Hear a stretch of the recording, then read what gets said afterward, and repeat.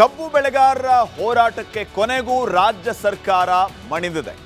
ಸತತ 9 ದಿನಗಳ ಕಾಲ ಹೋರಾಟವನ್ನ ನಡೆಸಿದ್ದಂತಹ ರೈತರು ನಾಳೆ ಸಂಜೆ 7 ಗಂಟೆವರೆಗೂ ಡೆಡ್ಲೈನ್ ಅನ್ನ ಕೊಟ್ಟಿದ್ರು. ಆದರೆ ಸರ್ಕಾರ ಇವತ್ತೇ ತಮ್ಮ ನಿರ್ಧಾರವನ್ನ ಘೋಷಣೆ ಮಾಡಿದೆ. ಇದಕ್ಕೆ ರೈತರೂ ಕೂಡ ಒಪ್ಪಿಕೊಂಡಿದ್ದಾರೆ, ಹೋರಾಟವನ್ನ ಅಂತ್ಯಗೊಳಿಸಿದ್ದಾರೆ. ಇವತ್ತೇನೆಲ್ಲ ನಡೀತು ಬೆಳವಣಿಗೆ, ಮುಖ್ಯಮಂತ್ರಿಗಳ ಮೀಟಿಂಗ್ನ ಮುಖ್ಯ ಅಂಶಗಳು ಏನು, ಈ ಒಂದು ವರದಿಯಲ್ಲಿ ನೋಡ್ಕೊಂಡು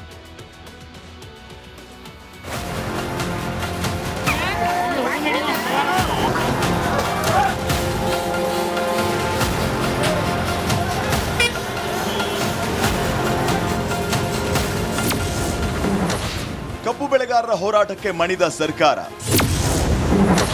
ಪ್ರತಿ ಟನ್ ಕಬ್ಬಿಗೆ 3,300 ರೂಪಾಯಿ ನಿಗದಿ.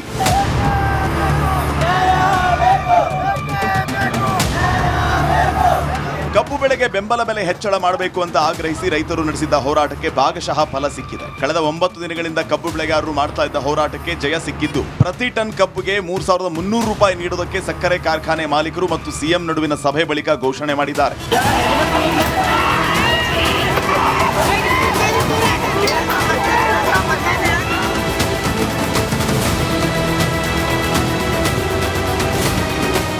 ಇವತ್ತು ಸರಣಿ ಸಭೆ ನಡೆಸಿದ ಸಿಎಂ ಸಿದ್ದರಾಮಯ್ಯ ರೈತ ಮುಖಂಡರು, ಸಕ್ಕರೆ ಕಾರ್ಖಾನೆ ಮಾಲೀಕರು ಕ್ಯಾಬಿನೆಟ್ನ ಸಚಿವರ ಜೊತೆ ಸಭೆ ಮಾಡಿದರು. ಈ ಸಭೆಯಲ್ಲಿ ಸರ್ಕಾರ ಕಬ್ಬು ಬೆಳೆಗಾರರ ಮನವಿಯನ್ನ ಪುರಸ್ಕಾರ ಮಾಡಿದೆ. ಕಬ್ಬಿನ 11.25 ರಿಕವರಿಗೆ ಪ್ರತಿ ಟನ್ಗೆ 3,250 ರೂಪಾಯಿಯನ್ನ ಸಕ್ಕರೆ ಕಾರ್ಖಾನೆಗಳು ರೈತರಿಗೆ ಪಾವತಿಸಲಿವೆ. ಇದಕ್ಕೆ ರಾಜ್ಯ ಸರ್ಕಾರ ಹೆಚ್ಚುವರಿಯಾಗಿ 50 ರೂಪಾಯಿ ಪಾವತಿಸುವುದಕ್ಕೆ ನಿರ್ಧಾರ ಕೈಗೊಳ್ಳಲಾಗಿದೆ. ಇದರಿಂದಾಗಿ ಅಂತಿಮವಾಗಿ ಸಕ್ಕರೆ ಕಾರ್ಖಾನೆಗಳಿಗೆ ಕಬ್ಬು ಪೂರೈಸಿದ ರೈತರಿಗೆ ಪ್ರತಿ ಟನ್ಗೆ 3,300 ರೂಪಾಯಿ ಹಣ ಸಿಗಲಿದೆ. ಒಂದು ಮೆಟ್ರಿಕ್ ಟನ್ಗೆ 3,550 ರೂಪಾಯಿ, ಸರಿ ಬರ್ಕೊಳ್ಳಿ, 3,550 per metric tonne of sugar cane 25-26ಕ್ಕೆ ತೀರ್ಮಾನ ಮಾಡಿದೆ.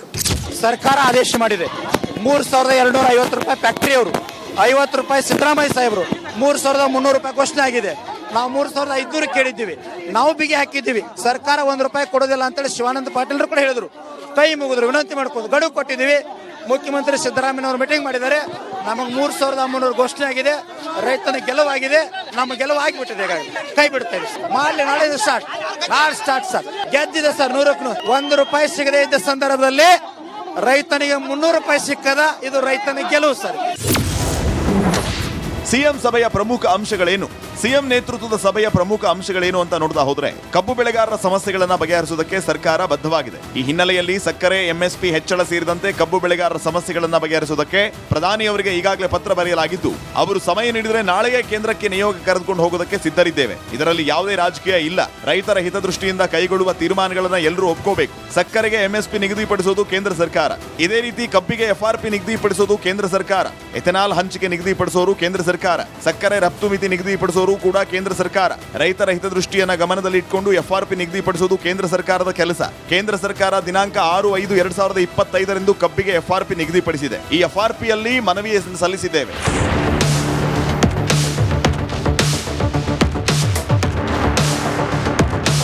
ಕೇಂದ್ರ ಸರ್ಕಾರ ಕಬ್ಬಿಗೆ ನಿಗದಿಪಡಿಸಿರುವ ಎಫ್ಆರ್ಪಿ ವೈಜ್ಞಾನಿಕವಾಗಿಲ್ಲ. ಕಬ್ಬಿನ 11.25 ರಿಕವರಿಗೆ ರೂಪಾಯಿ 3,250 ರೂಪಾಯಿ ಸಕ್ಕರೆ ಕಾರ್ಖಾನೆಗಳು ಪಾವತಿಸಬೇಕು. ಇದಕ್ಕೆ ಸರ್ಕಾರ 50 ರೂಪಾಯಿ ಹೆಚ್ಚುವರಿಯಾಗಿ ಪಾವತಿಸುವುದಕ್ಕೆ ನಿರ್ಧಾರ ಕೈಗೊಳ್ಳಲಾಗಿದೆ. ಇದು ಇಡೀ ರಾಜ್ಯಕ್ಕೆ ಅನ್ವಯ ಆಗಲಿಕ್ಕಿದೆ. ಸಕ್ಕರೆ ಕಾರ್ಖಾನೆಗಳು ಮಾರಾಟ ಮಾಡುವ ವಿದ್ಯುತ್ ಮೇಲೆ ಪ್ರತಿ ಯೂನಿಟ್ಗೆ 60 ಪೈಸೆ ತೆರಿಗೆ ನಿಗದಿಪಡಿಸುವ ಪ್ರಸ್ತಾವನೆಯನ್ನ ಮರುಪರಿಶೀಲಿಸಬೇಕು ಅಂತ ಕಾರ್ಖಾನೆ ಮಾಲೀಕರು ಮನವಿಯನ್ನ ಮಾಡಿದ್ದು, ಇದರ ಮರುಪರಿಶೀಲನೆ ನಡೆಸಲಾಗುವುದು. ಕಬ್ಬು ಬೆಳೆಗಾರರ ಪ್ರತಿಭಟನೆ ತೀವ್ರ ಸ್ವರೂಪ ಪಡೆದುಕೊಂಡಿದ್ದು, ಇದನ್ನು ರಾಜ್ಯ ಸರ್ಕಾರ ಗಂಭೀರವಾಗಿ ಪರಿಗಣಿಸಿದ್ದು, ಸಿಎಂ ಸಿದ್ದರಾಮಯ್ಯನವರು ತುಮಕೂರು ಕಾರ್ಯಕ್ರಮ ರದ್ದುಪಡಿಸಿ ಕಬ್ಬು ಕಾರ್ಖಾನೆ ಮಾಲೀಕರು ಹಾಗೂ ರೈತ ಮುಖಂಡರ ಜೊತೆ ನಿರಂತರವಾಗಿ ಸಭೆ ನಡೆಸಿದ್ದಾರೆ. 3-4 ಸಭೆ ನಡೆಸಿದ ಬಳಿಕ ಸರ್ಕಾರ ರೈತರ ಹೋರಾಟಕ್ಕೆ ಮಣಿದಿದೆ. Bureau report, republic Kannada. ಕಬ್ಬು ಬೆಳೆಗಾರರ ಹೋರಾಟಕ್ಕೆ ಕೊನೆಗೂ ರಾಜ್ಯ ಸರ್ಕಾರ ಮಣಿದಿದೆ. ಸತತ 9 ದಿನಗಳ ಕಾಲ ಹೋರಾಟವನ್ನ ನಡೆಸಿದ್ದಂತಹ ರೈತರು ನಾಳೆ ಸಂಜೆ 7 ಗಂಟೆವರೆಗೂ ಡೆಡ್ಲೈನ್ ಅನ್ನ ಕೊಟ್ಟಿದ್ರು. ಆದರೆ ಸರ್ಕಾರ ಇವತ್ತೇ ತಮ್ಮ ನಿರ್ಧಾರವನ್ನ ಘೋಷಣೆ ಮಾಡಿದೆ.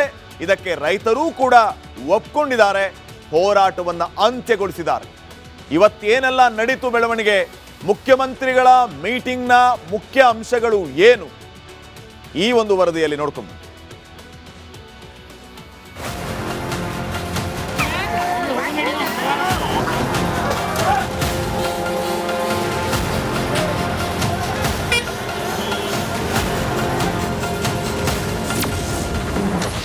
ಕಬ್ಬು ಬೆಳೆಗಾರರ ಹೋರಾಟಕ್ಕೆ ಮಣಿದ ಸರ್ಕಾರ. ಪ್ರತಿ ಟನ್ ಕಬ್ಬಿಗೆ 3,300 ರೂಪಾಯಿ ನಿಗದಿ.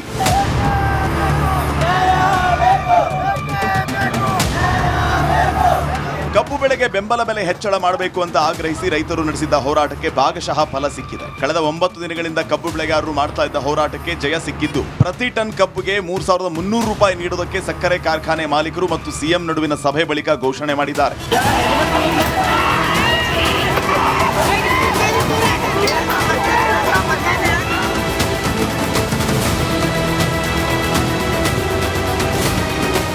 ಇವತ್ತು ಸರಣಿ ಸಭೆ ನಡೆಸಿದ ಸಿಎಂ ಸಿದ್ದರಾಮಯ್ಯ, ರೈತ ಮುಖಂಡರು, ಸಕ್ಕರೆ ಕಾರ್ಖಾನೆ ಮಾಲೀಕರು ಕ್ಯಾಬಿನೆಟ್ನ ಸಚಿವರ ಜೊತೆ ಸಭೆ ಮಾಡಿದರು. ಈ ಸಭೆಯಲ್ಲಿ ಸರ್ಕಾರ ಕಬ್ಬು ಬೆಳೆಗಾರರ ಮನವಿಯನ್ನ ಪುರಸ್ಕಾರ ಮಾಡಿದೆ. ಕಬ್ಬಿನ 11.25 ರಿಕವರಿಗೆ ಪ್ರತಿ ಟನ್ಗೆ 3,250 ರೂಪಾಯಿಯನ್ನ ಸಕ್ಕರೆ ಕಾರ್ಖಾನೆಗಳು ರೈತರಿಗೆ ಪಾವತಿಸಲಿವೆ. ಇದಕ್ಕೆ ರಾಜ್ಯ ಸರ್ಕಾರ ಹೆಚ್ಚುವರಿಯಾಗಿ 50 ರೂಪಾಯಿ ಪಾವತಿಸುವುದಕ್ಕೆ ನಿರ್ಧಾರ ಕೈಗೊಳ್ಳಲಾಗಿದೆ. ಇದರಿಂದಾಗಿ ಅಂತಿಮವಾಗಿ ಸಕ್ಕರೆ ಕಾರ್ಖಾನೆಗಳಿಗೆ ಕಬ್ಬು ಪೂರೈಸಿದ ರೈತರಿಗೆ ಪ್ರತಿ ಟನ್ಗೆ 3,300 ರೂಪಾಯಿ ಹಣ ಸಿಗಲಿದೆ. ಒಂದು ಮೆಟ್ರಿಕ್ ಟನ್ಗೆ 3,550 ರೂಪಾಯಿ. ಸರಿ ಬರ್ಕೊಳ್ಳಿ, 3,550 per metric tonne of sugar cane 25-26ಕ್ಕೆ ತೀರ್ಮಾನ ಮಾಡಿದೆ. ಸರ್ಕಾರ ಆದೇಶ ಮಾಡಿದೆ. 3,250 ರೂಪಾಯಿ ಫ್ಯಾಕ್ಟರಿ ಅವರು, 50 ರೂಪಾಯಿ ಸಿದ್ದರಾಮಯ್ಯ ಸಾಹೇಬರು, 3,300 ರೂಪಾಯಿ ಘೋಷಣೆ ಆಗಿದೆ. ನಾವು 3,500 ಕೇಳಿದ್ದೀವಿ. ನಾವು ಬಿಗಿ ಹಾಕಿದ್ದೀವಿ. ಸರ್ಕಾರ 1 ರೂಪಾಯಿ ಕೊಡೋದಿಲ್ಲ ಅಂತೇಳಿ ಶಿವಾನಂದ ಪಾಟೀಲ್ರು ಕೂಡ ಹೇಳಿದ್ರು. ಕೈ ಮುಗಿದ್ರು, ವಿನಂತಿ ಮಾಡ್ಕೊಂಡು ಗಡುವು ಕೊಟ್ಟಿದ್ದೀವಿ. ಮುಖ್ಯಮಂತ್ರಿ ಸಿದ್ದರಾಮಯ್ಯನವರು ಮೀಟಿಂಗ್ ಮಾಡಿದ್ದಾರೆ. ನಮಗೆ 3,300 ಘೋಷಣೆ ಆಗಿದೆ. ರೈತನ ಗೆಲುವಾಗಿದೆ. ನಮ್ಮ ಗೆಲುವು ಆಗಿಬಿಟ್ಟಿದೆ. ಕೈ ಬಿಡ್ತೇವೆ. ಮಾಡಲಿ, ನಾಳೆ ಸ್ಟಾರ್ಟ್ ಸರ್. ಗೆದ್ದಿದೆ ಸರ್ 100ಕ್ಕೆ 1 ರೂಪಾಯಿ ಸಿಗದೇ ಇದ್ದ ಸಂದರ್ಭದಲ್ಲಿ ರೈತನಿಗೆ 300 ರೂಪಾಯಿ ಸಿಕ್ಕದ. ಇದು ರೈತನ ಗೆಲುವು ಸರ್. ಸಿಎಂ ಸಭೆಯ ಪ್ರಮುಖ ಅಂಶಗಳೇನು? ಸಿಎಂ ನೇತೃತ್ವದ ಸಭೆಯ ಪ್ರಮುಖ ಅಂಶಗಳೇನು ಅಂತ ನೋಡ್ತಾ ಹೋದ್ರೆ, ಕಬ್ಬು ಬೆಳೆಗಾರರ ಸಮಸ್ಯೆಗಳನ್ನ ಬಗೆಹರಿಸುವುದಕ್ಕೆ ಸರ್ಕಾರ ಬದ್ಧವಾಗಿದೆ. ಈ ಹಿನ್ನೆಲೆಯಲ್ಲಿ ಸಕ್ಕರೆ, ಎಂಎಸ್ಪಿ ಹೆಚ್ಚಳ ಸೇರಿದಂತೆ ಕಬ್ಬು ಬೆಳೆಗಾರರ ಸಮಸ್ಯೆಗಳನ್ನ ಬಗೆಹರಿಸುವುದಕ್ಕೆ ಪ್ರಧಾನಿಯವರಿಗೆ ಈಗಾಗಲೇ ಪತ್ರ ಬರೆಯಲಾಗಿದ್ದು, ಅವರು ಸಮಯ ನೀಡಿದರೆ ನಾಳೆಯೇ ಕೇಂದ್ರಕ್ಕೆ ನಿಯೋಗ ಕರೆದುಕೊಂಡು ಹೋಗೋದಕ್ಕೆ ಸಿದ್ಧರಿದ್ದೇವೆ. ಇದರಲ್ಲಿ ಯಾವುದೇ ರಾಜಕೀಯ ಇಲ್ಲ. ರೈತರ ಹಿತದೃಷ್ಟಿಯಿಂದ ಕೈಗೊಳ್ಳುವ ತೀರ್ಮಾನಗಳನ್ನ ಎಲ್ಲರೂ ಒಪ್ಕೋಬೇಕು. ಸಕ್ಕರೆಗೆ ಎಂಎಸ್ಪಿ ನಿಗದಿಪಡಿಸೋದು ಕೇಂದ್ರ ಸರ್ಕಾರ. ಇದೇ ರೀತಿ ಕಬ್ಬಿಗೆ ಎಫ್ಆರ್ಪಿ ನಿಗದಿಪಡಿಸೋದು ಕೇಂದ್ರ ಸರ್ಕಾರ. ಎಥೆನಾಲ್ ಹಂಚಿಕೆ ನಿಗದಿಪಡಿಸೋರು ಕೇಂದ್ರ ಸರ್ಕಾರ. ಸಕ್ಕರೆ ರಫ್ತು ಮಿತಿ ನಿಗದಿಪಡಿಸೋರು ಕೂಡ ಕೇಂದ್ರ ಸರ್ಕಾರ. ರೈತರ ಹಿತದೃಷ್ಟಿಯನ್ನ ಗಮನದಲ್ಲಿಟ್ಟುಕೊಂಡು ಎಫ್ಆರ್ಪಿ ನಿಗದಿಪಡಿಸುವುದು ಕೇಂದ್ರ ಸರ್ಕಾರದ ಕೆಲಸ. ಕೇಂದ್ರ ಸರ್ಕಾರ ದಿನಾಂಕ 6/5/2025 ಕಬ್ಬಿಗೆ ಎಫ್ಆರ್ಪಿ ನಿಗದಿಪಡಿಸಿದೆ. ಈ ಎಫ್ಆರ್ಪಿಯಲ್ಲಿ ಮನವಿ ಸಲ್ಲಿಸಿದ್ದೇವೆ.